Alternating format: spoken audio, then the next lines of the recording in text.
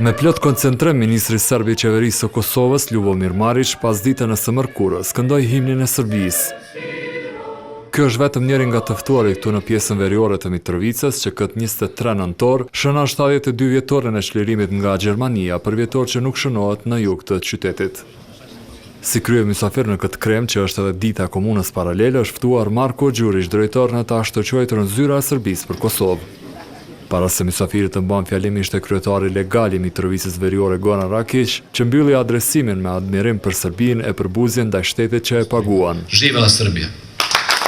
E ishte me lehtë me retorikën nacionaliste, nuk e la mysafirin nga Beogradi, veçse u mor me kontekstin historik.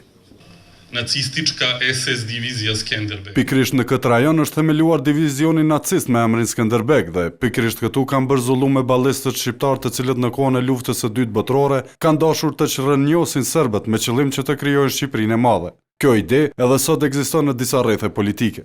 Përgjegjja jon ndaj atyre që ndrojnë zhdukjen e serbëve nga Kosova do të jetë sikur që na kanë mësuar paraardhësit tanë.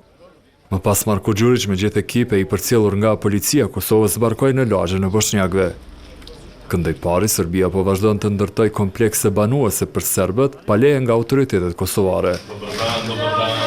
E këtu emisari Beogradit ndau çelësat për shtëpitë e reja për disa familje. Politikani serbi u kundërpërgjigj homologës së tij Edita Tahiri, e cila shpesh thotë se po nuk ushuan strukturat paralele, atëherë s'ka themelim të asociacionit të komunave me shumicë serbe.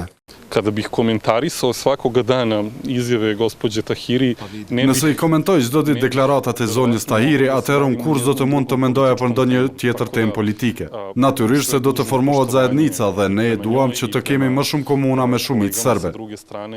Pos kësaj po u dëgjua politikane nga Beogradi, Serbia po del të jetë fituese me marrëveshjen që e bëri me Kosovën rreth telekomit. 064 pozovem iz Štrpca. Po pres momentin kur nga numri 064 do ju thras nga Shtrpca, Klokote e vende tjera nga ku telefonia jon nuk ka pas qasje më parë. E derisa për telekomin kanë kryer ujdi, një të njëjtë palë serbe sipas Gjurićit po e pret edhe për Trepqen, pasi që sipas tij ligji i aprovuar në Prishtinë për kompleksin zehtarometallurgjik për serbët është i papranueshëm.